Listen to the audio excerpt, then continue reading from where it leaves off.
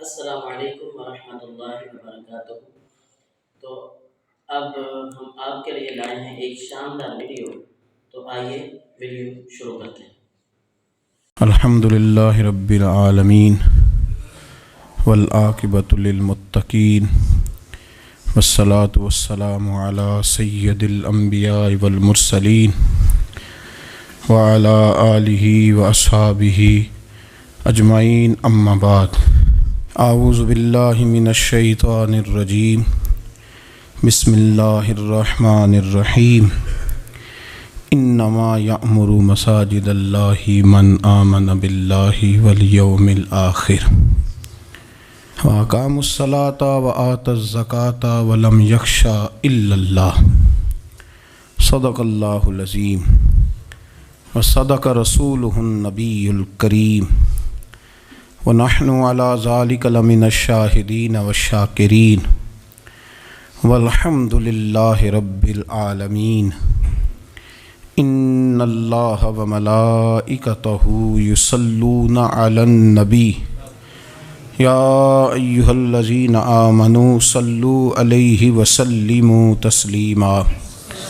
الصلاۃ والسلام علیک یا سیدی یا رسول اللہ وعلی آلک واصحابک یا سیدی یا حبیب اللہ۔ الصلاۃ والسلام علیک یا سیدی یا نبی اللہ وعلی آلک واصحابک یا سیدی یا نبی اللہ۔ تمام تعریفیں، حمد اور ثنا اللہ تبارک و تعالیٰ کے لیے۔ درود و سلام نبی اکرم نور مجسم شفیع معظم احمد مجتبیٰ جناب حضرت محمد مصطفیٰ صلی اللہ تعالیٰ علیہ وسلم کی ذات والا صفات کے لیے حمد و صلات کے بعد قرآن مجید کی سورہ توبہ ہے، پارہ 10 ہے اور آیت نمبر 18 ہے۔ ارشاد فرمایا انما یأمر مساجد اللہ من آمن باللہ والیوم الآخر۔ فرمایا اللہ کی مسجدوں کو وہی لوگ آباد کرتے ہیں جو اللہ اور آخرت پر ایمان لاتے ہیں۔ پھر فرمایا وَأَقَامَ الصَّلَاةَ وَآتَ الزَّكَاةَ، جو نماز قائم کرتے ہیں اور زکوٰۃ ادا کرتے ہیں۔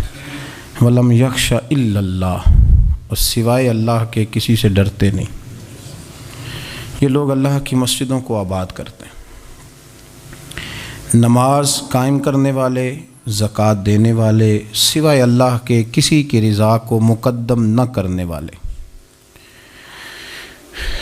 اور سب سے پہلے یہ کہ وہ اللہ اور آخرت پر جب ایمان مضبوط ہو جاتا ہے پھر مسجد کی طرف رجوع کرنا آسان ہو جاتا ہے۔ نبی کریم صلی اللہ تعالیٰ علیہ وسلم نے فرمایا ہے کہ اللہ تبارک و تعالیٰ نے مجھے جو فضیلتیں دی ہیں نا، ان میں سے ایک فضیلت یہ ہے کہ اللہ تعالیٰ نے میرے لیے ساری زمین کو مسجد بنا دی ہے۔ اس کا معنی یہ ہے کہ جہاں بھی نماز ادا کرو گے تمہاری نماز ہو جائے گی، لیکن وہ خاص حصہ، وہ خاص جگہ جو نماز کے لیے وقف کر دی جاتی ہے اس کو مسجد کہا جاتا ہے۔ مسجد کا لغوی معنی تو سجدہ گاہ کے، لیکن وہ خاص باؤنڈری جس کو مختص کر دیا جاتا ہے کہ یہاں نماز پڑھی جائے گی، اس کا نام مسجد ہے۔ مسجد سے پیار کرنا، مسجد کے ساتھ دلچسپی لینا، مسجد کے ساتھ دل لگانا، مسجد کی تزئین و آرائش میں، خدمت میں اپنے آپ کو شامل رکھنا، اور سب سے بڑھ کے یہ کہ مسجد کے ساتھ اپنے دل کو جوڑ کے رکھنا، یہ اہل ایمان کی علامت ہے۔ مسلمان کا روحانی رشتہ اللہ اور اس کے رسول صلی اللہ علیہ وسلم کے ساتھ ہے۔ آپ کا جس آدمی کے ساتھ رشتہ مضبوط ہوتا ہے آپ اس کے مکان کی طرف کھنچے چلے جاتے ہیں، کوشش کر کے جاتے ہیں کہ میرا بھائی سے ملنے کو دل کر رہا ہے، تو اس کی طرف توجہ ہو جاتی ہے، وقت نکالتے ہیں، ٹائم خرچ کرتے ہیں، پیسہ لگاتے ہیں، وہاں جاتے ہیں۔ بیٹی میں نے بیاہ دی ہے، اپنے گھر چلی گئی ہے، پر میرا ملنے کو دل کر رہا ہے، وقت فرصت سارا کچھ دیکھ کے وہاں پہنچ جاتے ہیں۔ اصل اس گھر جانا مقصود نہیں ہوتا، اصل تو بیٹی کی ملاقات مقصود ہوتی، اصل بھائی کا مکان دیکھنا مقصد نہیں، اصل تو بھائی کی ملاقات مقصد ہے۔ تو مسجد میں جب آپ آتے ہیں تو مقصود یہ ہے کہ میں اس جگہ جا رہا ہوں جسے رب کریم نے اپنا گھر قرار دیا ہے۔ اب اس گھر کے ساتھ دلچسپی، اس گھر کے ساتھ آپ کا تعلق مضبوط ہوتا چلا جاتا ہے۔ رسول کریم صلی اللہ علیہ وسلم نے فرمایا ہے کہ زمین پر جو گھر سب سے پہلے بنایا گیا، جو مسجد سب سے پہلے بنائی گئی، وہ بیت اللہ شریف، مسجد الحرام، اور فرمایا جب ساری دنیا فنا ہو جائے گی تو جو جگہیں باقی رہ جائیں گی وہ مسجدیں، وہ حصہ جس پہ مسجد تعمیر کر لی جاتی ہے وہ حصہ باقی رہے گا۔ مسلمانوں کے اندر جہاں چیزیں بڑی تیزی کے ساتھ پھیلی اور ہماری دلچسپیوں کا رخ جب سے دنیا داری کی طرف زیادہ بڑھا تو مسجد سے بھی تھوڑا سا لوگوں کا رجحان کم ہوا ہے۔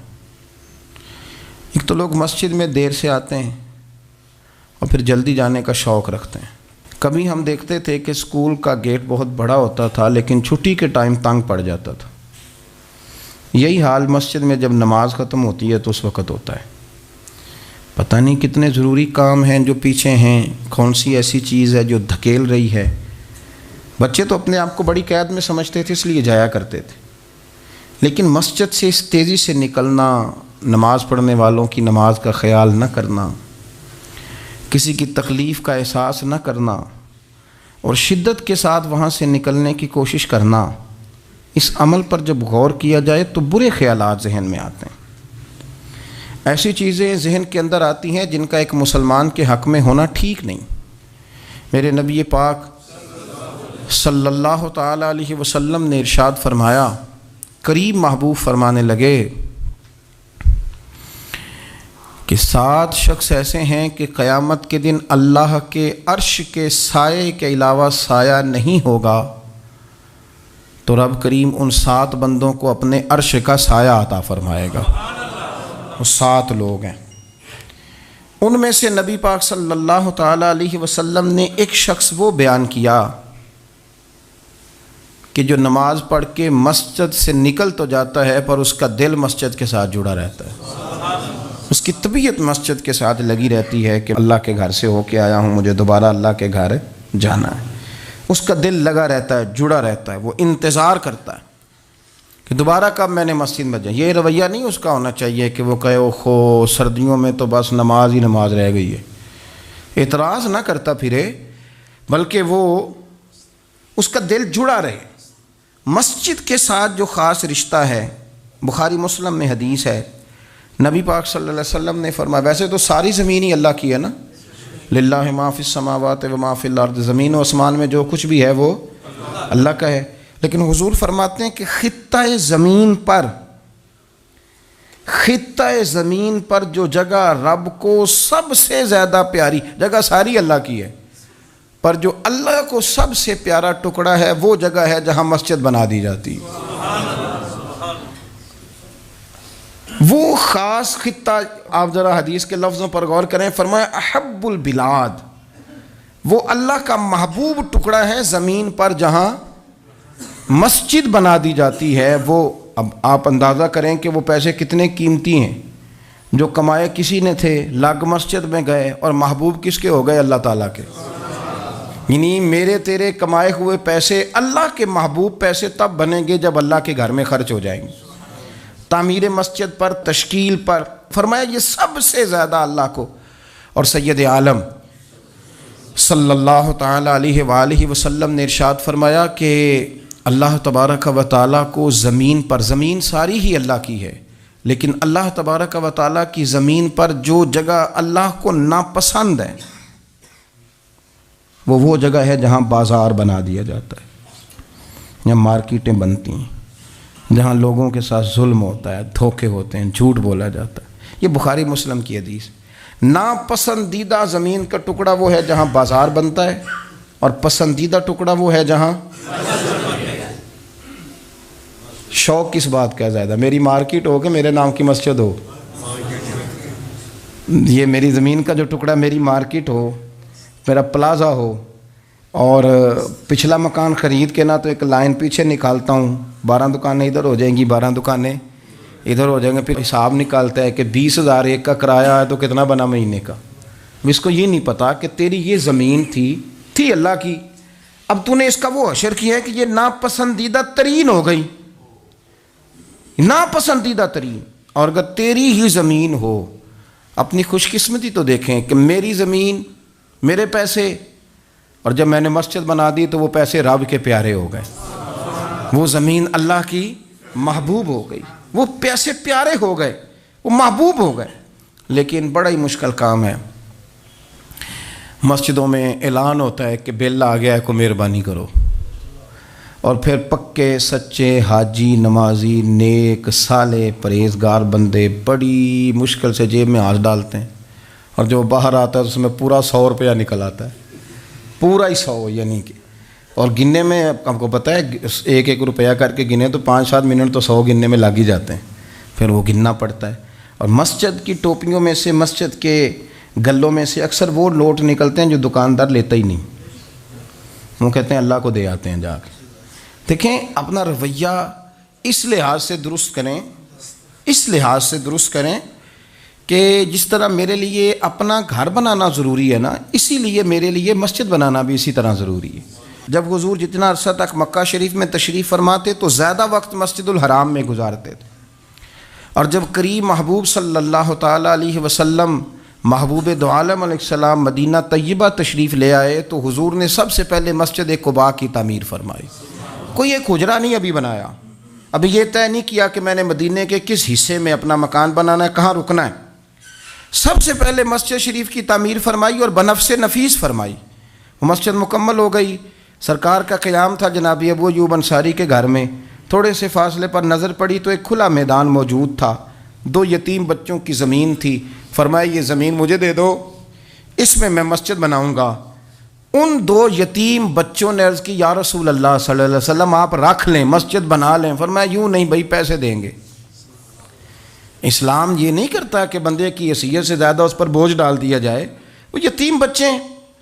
ابھی ان کے پاس کوئی ایسے ذرائع نہیں ہیں مال کمانے کے، تو فرمایا تمہیں پیسے ملیں گے۔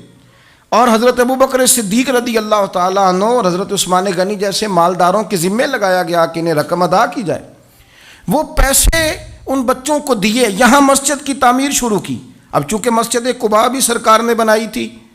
تو ایسا نہیں فرمایا کہ اس کو چھوڑ دیا جائے، بلکہ صحیح حدیث کے لفظ ہیں کہ نبی کریم علیہ السلام ہر ہفتے یا گھوڑے پر بیٹھتے یا اونٹنی پر بیٹھتے یا پیدل سفر کرتے، اور ہر ہفتے فجر کی نماز پڑھ کے مسجد قباء تشریف لے جاتے۔ اس مسجد کی آباد کاری میں حضور دلچسپی لیتے، شوق تھا سرکار کو، اس کو آباد کرنے میں دلچسپی لیتے۔ اور پھر میرے محبوب کریم علیہ السلام نے اس مسجد کے آباد کرنے میں ایک اور فضیلت بیان کی، فرمایا جو بندہ گھر سے وضو کرے اور میری مسجد قباء میں آ کے 2 رکعت نفل پڑھے، اللہ کے رسول کا وعدہ ہے اللہ اسے پورے عمرے کا ثواب عطا فرمائے گا۔ آپ دیکھ لیں مدینہ شریف میں جس طرح مسجد نبوی شریف ہر وقت کھلی رہتی ہے، مسجد قباء بھی ہر وقت کھلی رہتی ہے، ہر وقت وہ مسجد موجود ہے، دن کو جائیں رات کو جائیں آپ کو وہاں نماز پڑھنے کے مواقع میسر ہیں۔ گویا حضور نے بنائی بھی ہے اور میرے نبی نے بسائی بھی ہے، اور وہ پوری طرح بسی ہوئی ہے، وہاں لوگوں کا آنا جانا ہے، وہاں ہر قسم کی خوشبو۔ یہاں حضور نے مسجد کی بنیاد رکھی، حجرہ کوئی نہیں ابھی بنایا، کسی زوجہ کے لیے رہنے کو کوئی جگہ نہیں بنائی۔ یہ اب شوق دیکھیں، مسجد کے ساتھ حضور کی دلچسپی دیکھیں کہ سرور کائنات صلی اللہ تعالیٰ علیہ وسلم نے مسجد نبوی شریف کی بنیاد رکھی، مسجد کے لیے حضور نے خود بنفس نفیس تعمیر میں حصہ لیا، حضور پتھر اٹھا کے لاتے، مسجد کی تعمیر میں کام کرتے۔ حضرت سیدنا ابو ہریرہ رضی اللہ تعالیٰ عنہ فرماتے ہیں ہم ایک اینٹ اٹھا کے لاتے تھے تو حضرت عمار بن یاسر رضی اللہ تعالیٰ عنہ 2 اینٹیں اٹھاتے تھے، تو جب وہ اینٹیں اٹھا کے لا رہے تھے تو ان کے کپڑوں کو کچھ مٹی لگ گئی، تو جس طرح انسان کسی بچے کو شاباش نہیں دیتا اور کبھی کسی بچے کو مٹی لگ جائے تو اس کے کپڑے نہیں جھاڑتا، سرور کائنات صلی اللہ تعالیٰ علیہ وآلہ وسلم نے جب دیکھا، یہ بخاری کے لفظ ہیں، سید عالم علیہ السلام نے جب دیکھا کہ حضرت عمار بن یاسر کے کپڑوں کو مٹی لگ گئی ہے تو حضور صلی اللہ علیہ وسلم قریب گئے، اور صحابہ فرماتے قربان جائیں حضور نے اپنے دست مبارک سے ان کے کپڑوں کی مٹی جھاڑنی شروع کر دی۔ گویا مسجد بنانے والے مزدور کے ساتھ نبی پاک علیہ السلام کی اتنی دلچسپی ہے کہ اگر اس کے کپڑوں کو مٹی لگ جائے تو حضور اپنے ید اللہ والے ہاتھوں سے وہ مٹی صاف فرماتے ہیں۔ ہمارے ہاں اول تو ہمارا مزاج نہیں مسجد کی طرف توجہ دینے کا۔ اگر کوئی 2-4 بندے مسجد کی کمیٹی میں کبھی زبردستی الجھ جائیں، ان کو الجھا ہی لیا جائے، تو سب سے پہلا فتویٰ یہ لگتا ہے کہ یہ بندہ خزانچی ہے، مسجد کو کھا گیا۔ سب سے پہلا فتویٰ اس کو یہ لگتا ہے۔ اور اکثر آپ ناراض نہ ہوں، یہ باتیں وہ لوگ کرتے ہیں جو ایک دھیلا نہیں دیتے مسجد میں۔ ان کو بڑی فکر ہوتی ہے دوسروں کے پیسوں کی، ہاں جی، کہ اس نے پیسے دیے تھے تو یہ کھا گیا۔ مجھے بھی ایک دفعہ ایک جگہ میں گیا ہوا تھا تو ایک صاحب کہنے لگے جی اس مسجد میں بڑا فنڈ آیا پر فلانا بندہ کھا گیا ہے۔ تو اس سے بھی تھوڑا سا وہ یہ ہوتا ہے کہ جب آپ کسی کے خلاف بات کرتے ہیں تو سامنے والا آپ کو اپنی ہمدردی دے کے تو 1-2 بات اور کرتا ہے۔ میں نے اس سے کہا کہ آپ نے کتنے پیسے دیے مسجد میں؟ کہنے لگا جی کچھ میں نے بھی دیے۔ میں کہا چل پہلے تیرے تے دعا مانا وہ کولوں آ چلیے۔ کہنے جی نہیں وہ تو میں دے چھڑے۔ تو میں کہا پھر جنہ دیتے سن انہوں نے بھی دے ہی چھڑے کہ توں حساب لینا ہے کہ اللہ لینا ہے؟ اتنا زیادہ ٹینشن لینے کی کیا ضرورت ہے آپ کو؟ اس بندے نے بھی مرنا ہے، قبر میں جانا ہے۔ میں کیا بھائی تیرے تے دعائیے نہ پیسے جڑے تیرے کھا گئے، تو تے وصول کرنا تو باقیوں کے دیکھے جائیں گے۔ آپ کو یہ توفیق نہیں ہے کہ آپ تھوڑا سا آگے بڑھیں، کام دیکھیں، اخراجات دیکھیں، معاملات دیکھیں کسی بھی مسجد کے۔ آپ تنقید کر رہے ہیں کمیٹی پہ مفت کی، اور اس کا نتیجہ کیا نکلتا ہے؟ مسجدوں میں جھگڑے ہوتے ہیں، فسادات ہوتے ہیں، دنگا ہوتا ہے۔ اور امام صاحب بیچارے انہوں نے بھی تو پھر کو پارٹی رکھنی ہوتی ہے، جینا تو ہے نا دنیا میں۔ وہ بھی پھر کبھی کبھی دیکھ لیتے ہیں کہ اب پارٹی بھاری کیڑی ہے تو اس کی طرف وہ توجہ کر لیتے ہیں، پھر وہ بھی ایک نیا دنگا شروع ہو جاتا ہے۔ کیونکہ مسجد میں امام اس نے رہنا ہے جس نے بندوں کو راضی رکھنا ہے، اس کی پابندی ہوتی ہے۔ ایک نے کہہ دیا تو کھل کے نماز پڑھا، سویرے ہی تو مزہ ہوتا ہے نماز پڑھن دا، تو دوسرا کہتا ہے قاری صاحب آپ تو فارغ ہیں، ہم نے تو ڈیوٹی بھی کرنی۔ مسجد کی آباد کاری میں آپ حصہ لیں، چیزوں کو دھیڑنے میں آپ کردار نہیں ادا کریں، کیونکہ مسجد اللہ کی رضا کے لیے۔ اور میرے نبی پاک علیہ السلام نے فرمایا جس نے اللہ کی رضا کے لیے مسجد بنائی اس نے اپنے لیے جنت میں مکان تعمیر کرا لیا ہے۔ شرط یہ ہے کہ اللہ کی رضا کے لیے پارٹی بازی کے طور پر مسجد نہ بنائے، رضا الہی کے لیے مسجد بنائے۔ اس نے اپنے لیے جنت میں مکان بنا لیا ہے۔ مسجد کے ساتھ دلچسپی ہونی چاہیے، مسجد کی صفائی کریں، مسجد کے ساتھ آپ دیکھیں کہ کون سا بلب خراب ہے، اس بلب کو آپ چینج کر دیں۔ آ کے تنقید کر کے چلے جانا کہ فلانا بندہ فلانا کام نہیں کرتا، یہ تو بڑا آسان کام ہے، یہ تو آپ کسی سے بھی کرا لیں۔ یہ تو لیکچر ساری دنیا دیتی ہے کہ فلانا غلط ہے، فلانا غلط ہے۔ چیزوں کو غلط کہنا، بندوں کو غلط کہنا یہ آسان ہے، لیکن غلط چیزوں کو ٹھیک کر لینا یہ مشکل کام ہے۔ یہ والا میرے بھائی فریضہ سر انجام دیں۔ کوشش کریں کہ مسجد کے آپ قریب آئے۔ حضرت تمیم داری رضی اللہ تعالیٰ عنہ میرے نبی کریم کے صحابی ہیں، انہوں نے نا سب سے پہلے مسجد میں آ کے چراغ جلایا تھا۔ اتنے راضی ہوئے میرے نبی پاک، اتنے راضی ہوئے، فرمایا تمیم تو نے مسجد میں چراغ نہیں جلایا، تو نے تو اپنی قبر روشن کر لی ہے، اور فرمایا تم نے تو مکمل نور حاصل کر لیا ہے، مکمل۔ اور خاص حضور نے ڈیوٹی لگائی سیدنا بلال حبشی کی، وہ مسجد کا خیال کرتے، مسجد پہ توجہ دیتے۔ مسجد نبوی میں کون سی چیز کہاں کس انداز میں کرنی ہے، حضرت بلال وہ خدمت سر انجام دیتے۔ نبی پاک علیہ السلام مسجد کے لیے مختلف اوقات میں مختلف احکام جاری کرتے۔ پہلے سرکار دو عالم صلی اللہ علیہ وسلم نے ایک دروازہ مخصوص کر دیا تھا، فرمایا بھئی ایک فیصلہ میرا یہ ہے کہ اس گیٹ سے صرف عورتیں آئیں گی، مرد نہ داخل ہوں۔ حضور نے وقف کر دیا عورتوں کے لیے۔ پھر ایک وقت ایسا آیا کہ نبی پاک صلی اللہ علیہ وسلم کے بہت سارے صحابہ نے جن کے گھر مسجد کے بالکل ساتھ ساتھ تھے، انہوں نے مسجد کے اندر دروازے کھول لیے تھے، مسجد میں آیا کرتے تھے۔ اللہ کے رسول صلی اللہ علیہ وسلم نے فرمایا بھی اب جماعت کا وقت ہوتا ہے اور بالکل دروازہ مسجد کے اندر تم نے کھولا ہوا ہے تو کچھ چیزوں میں مشکل پیدا ہوتی ہے، لہذا سارے دروازے بند کر دو، ایک دروازہ کھلا رہے، اور وہ ہے جناب ابو بکر صدیق کا۔ وہ آج بھی کھلا ہے مسجد نبوی میں، اس کو وہ دروازے کو بند نہیں کرتے، کبھی ضرورت ہو تو وہ آگے کوئی کنات لگا دیتے ہیں، دروازہ وہ ہمیشہ کھلا رہتا ہے، اس لیے کہ اس کو میرے نبی پاک نے کھولا ہے، وہ دروازہ کھلا رہتا ہے۔ حضور نے مختلف اوقات میں مسجد کی تزئین و آرائش میں، اس کی وسعت میں دلچسپی کا اظہار کیا۔ حضرت بلال جھاڑو دیتے، آنے والے لوگوں کا خیال کرتے۔ مجھے کہہ لینے دیں، اس کو سیاسی نہ رہنا سمجھیں، مجھے کہنے دیں، اور میں بہت ساری احادیث اور بہت ساری سیرت کی کتابوں کا نچوڑ ایک جملے میں بیان کرتا ہوں۔ مسجد نبوی ایک پارلیمنٹ ہاؤس کا درجہ رکھتی تھی، اسی میں سارے فیصلے ہوتے تھے، اسی کے اندر کافروں کے ساتھ جو معاملات تھے وہ طے ہوتے تھے، اسی میں ہر چیز سیٹ ہوتی تھی مسجد کے اندر۔ ہماری سیاست ناپاک اس لیے ہوئی ہے کہ ہم نے مسجد سے باہر نکال دی۔ جب تک یہ مسجد کے اندر تھی وضو کر کے لوگ بیٹھتے تھے، قرآن پاک کی آیات بیان کر کے اپنا موقف بیان کرتے، بڑا صاف ستھرا نظام چلتا تھا۔ امیر المومنین کا پارلیمنٹ ہاؤس مسجد ہوتی تھی، وہ مسجد میں بیٹھ کے سارے کام کرتے تھے اور مسجد کے پاکیزہ ماحول کے اندر سارے کام مکمل کیے جاتے تھے۔ حضرت سیدنا بلال حبشی کی ڈیوٹی تھی، جن لوگوں نے مسجدیں بنائی ہوتی ہیں ان کو مسجدوں سے پیار بھی بڑا ہی ہوتا ہے، اور میں اکثر آئمہ مساجد کو میں نے دیکھا ہے، امام صاحب نہ بیچارے پہلے انہوں نے بندہ تلاش کرنا ہوتا ہے جو ان کی جگہ پہ نماز پڑھائے، پھر انہوں نے کہیں جانے کا وعدہ کرنا ہوتا ہے، پھر وہ 15 فون کرتے ہیں فلانے کے پاس چابیاں ہیں وہ لے کے جماعت کرا دینا، بڑا پیار کرتے ہیں مسجد سے بڑا، لیکن اس بیچارے کا ایک قدم بھی مسجد میں پکا نہیں ہوتا۔ سارے نمازی غلطی کر لیں بھول جائیں تو بچ جاتے ہیں، ان کو کوئی مسجد سے نہیں نکالتا، لیکن امام کبھی کسی موقع پر کسی بھی جگہ کو 2-4 جگہ پہ چھٹی کر لے، کوئی غلطی کر لے تو فارغ ہو جاتا ہے، حالانکہ سب سے زیادہ دلچسپی اس کی ہوتی ہے مسجد کے ساتھ۔ ہم مسجد کی آباد کاری میں جب ذوق پیدا کریں گے، نبی پاک صلی اللہ علیہ وسلم جب سفر پہ جاتے تھے تو سب سے آخر میں مسجد نبوی شریف میں آتے، نماز پڑھتے، اور جب سفر سے واپس آتے تو سب سے پہلے مسجد میں آتے، نماز ادا کرتے۔ حضرت بلال حبشی مسجد کی خدمت کرتے تھے، پھر حضور کے وصال کے بعد وہ ملک شام تشریف لے گئے، وہاں انہوں نے وقت گزارا۔ حضرت عمر فاروق رضی اللہ تعالیٰ عنہ جب ملک شام کے دورے پر تشریف لے گئے اپنے دور خلافت میں، تو کہتے ہیں میں جناب بلال حبشی سے ملنے گیا، تو کہتے ہیں حضرت بلال نے سب سے پہلے مجھ سے پوچھا کہ بتاؤ میرے نبی پاک کی مسجد کا کیا حال، وہ فلاں کونے کی کیا پوزیشن ہے، فلاں جگہ اب کیا حالات، وہ فلاں جگہ سیدہ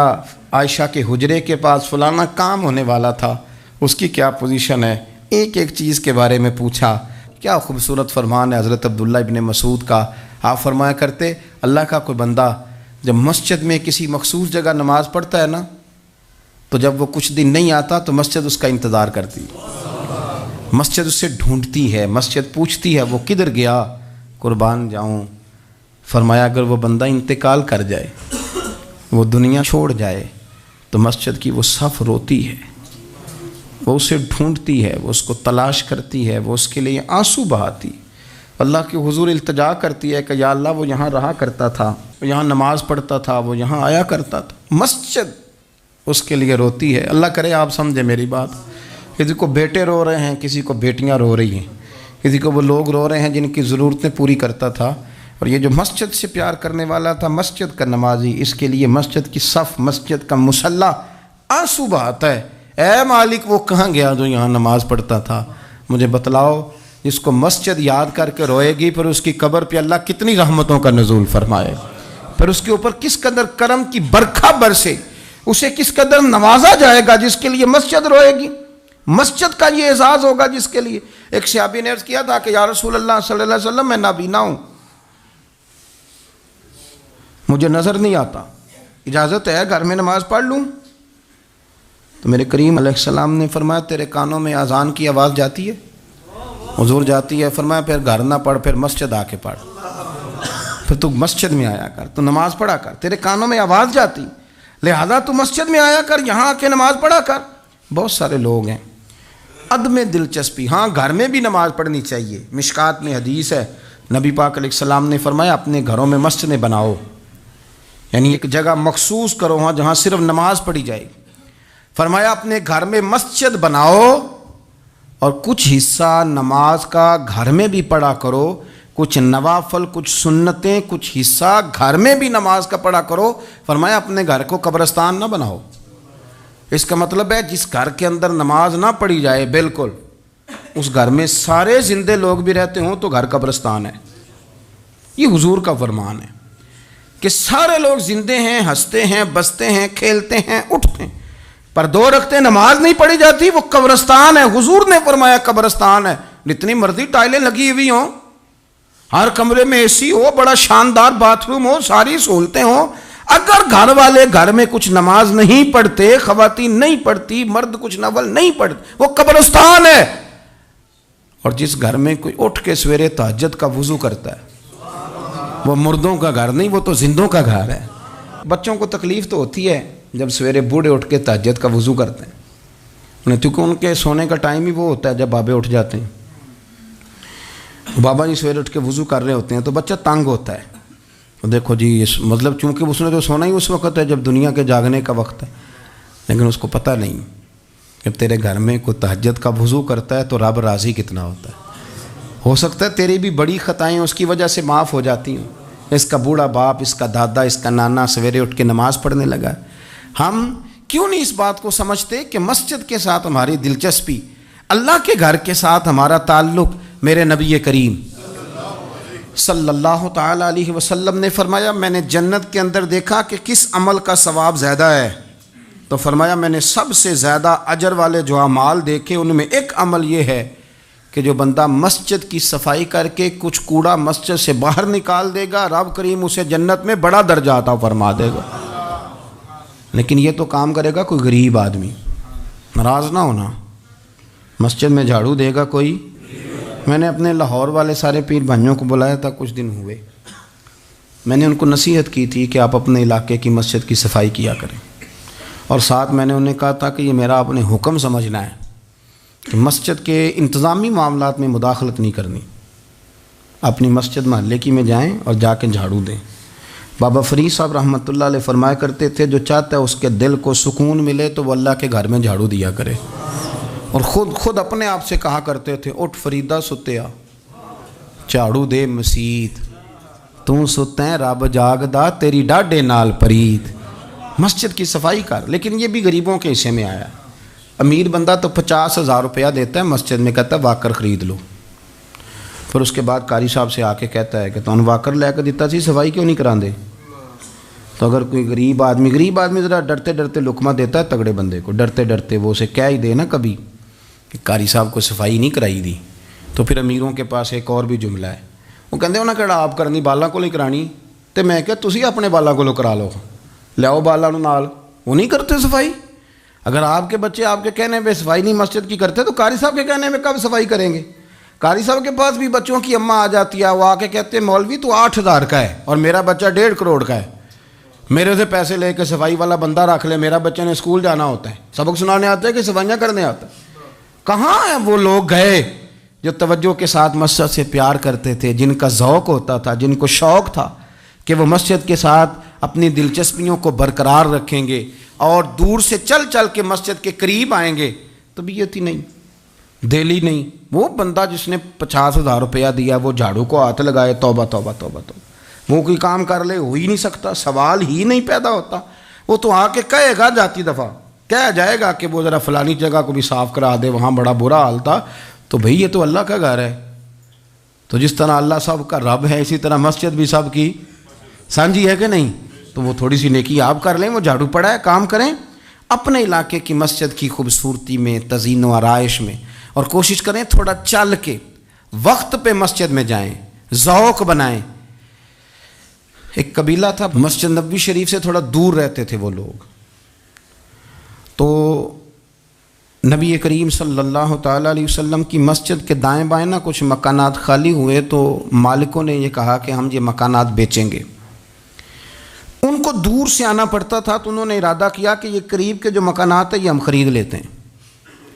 نبی کریم صلی اللہ تعالیٰ علیہ وسلم کو خبر ملی کہ بنو سلیم قبیلے کے وہ لوگ یہ مکان خرید رہے ہیں تاکہ ہمیں مسجد کا قرب نصیب ہو جائے، دور سے چل کے آنا پڑتا ہے،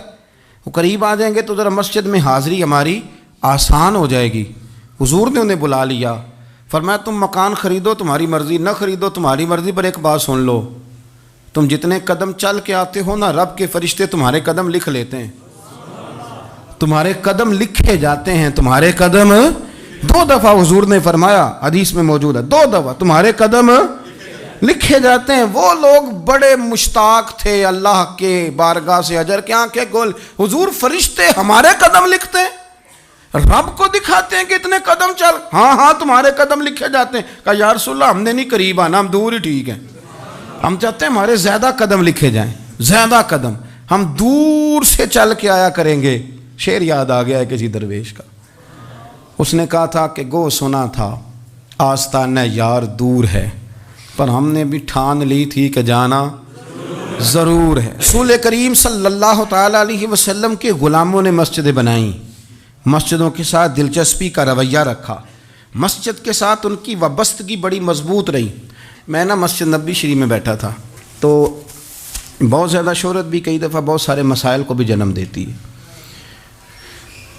تو کچھ ایسی جگہیں ہوتی ہیں جہاں آپ کو خود ادب کے ساتھ جانا چاہیے، وہاں زیادہ جھمگٹے لوگوں کا آنا جانا، ہاتھ چموانا ویسے ہی تھوڑا ادب کے خلاف لگتا ہے، تو کوشش ہوتی ہے کہ ذرا وہاں کوشش کی جائے کہ ذرا چپکے سے کوئی کام ہو جائے، لیکن پیار کرنے والے تو پھر مل ہی جاتے ہیں نا ہر جگہ۔ مسجد نبوی شریف کی صفائی کرنے والے لوگ میرے پاس آ کے بیٹھ کے کہنے لگے آپ سے فوٹو کھنچا لیں، تو مجھے ایک شعر یاد آ گیا کسی درویش کا، اس نے کہا تھا طیبہ کے سارے خادم پہچانتے ہیں مجھ کو تو خبر نہیں تھی میں اس قدر بڑا ہوں۔ میں نے کہا جی کھنچوا لیں، ان میں ایک شخص بولا، کہنے لگا پیر صاحب آپ سے ایک بات کرنی ہے۔ میں نے کہا کریں۔ کہنے لگا میرا نا تنخواہ بڑی تھوڑی ہے، بلدیہ کا ملازم ہوں، تھوڑی سی تنخواہ ملتی ہے، تو میرا ارادہ تھا چھوڑ جاؤں، روز پروگرام کرتا تھا کہ پاکستان جا کے کوئی کام کر لوں گا۔ پھر میں نے آپ کی ایک تقریر سنی، میں نے کہا وہ کون سی؟ کہنے لگے آپ نے بتایا ہے کہ بخاری میں حدیث ہے ایک بی بی مسجد کی صفائی کرتی تھی، بیمار ہو گئی تو حضور تیمارداری کرنے جاتے تھے، اور جب اس کا رات کو انتقال ہوا صحابہ نے حضور کو تکلیف دینا بہتر نہ سمجھا، دفن کر دیا، تو نبی کریم نے سویرے فرمایا مجھے بتاؤ اس کی قبر کہاں ہے؟ حضور نبی پاک خود رسول کریم ساری امت گنبد خضرا پہ، اور نبی پاک اس قبر پہ چلے گئے جو مسجد میں جھاڑو دیتی تھی، اس کی قبر پہ کھڑے ہو گئے اور فرمایا صفحے بناؤ بھائی میں دوبارہ جنازہ پڑھوں گا۔ حضور نے جنازہ دوبارہ پڑھا، وارث نے جنازہ نہ پڑھا ہو تو دوبارہ پڑھانا جائز ہے، اور حضور تو وارث ہے نا ساری امت کے، دوبارہ جنازہ پڑھا۔ کہنے لگے وہ میں نے آپ کی زبان سے کہیں وہ روایت سن لی تھی، تو 3 بجے ہوئے تھے رات کے پاکستان میں، سارے سو رہے تھے، پر میں نے گھر فون کیا، میں نے کبھی تنخواہ جنی جی نیچی گزارا کرنا جی،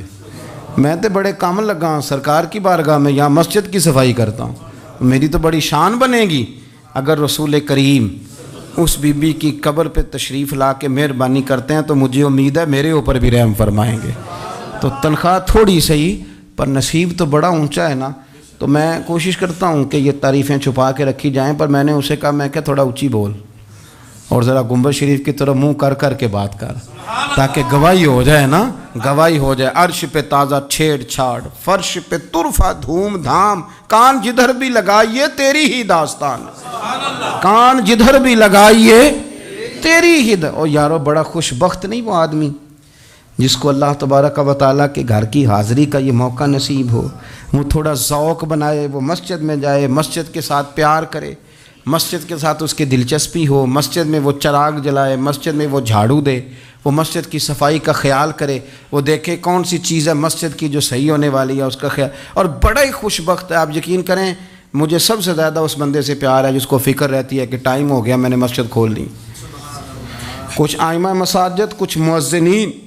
کچھ جن کے پاس چابیاں ہوتی ہیں، میں نے دیکھا ہے بڑے وقت پہ جائیں گے، مسجد کھولیں گے، صفحے بچھائیں گے، یہ بڑے خوش بخت لوگ ہیں، یہ میرے نبی پاک کے پیارے ہیں،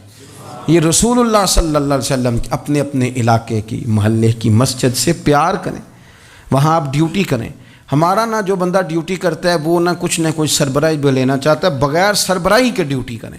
دیکھیں آپ وہاں کیا خدمت سر انجام دے سکتے ہیں، کس طرح کر کے آپ اپنا کردار، آپ کی طبیعت بڑی ٹھنڈی رہے گی۔ آپ اللہ کے گھر سے پیار کریں گے تو اللہ آپ کے گھر کو آباد کرے گا،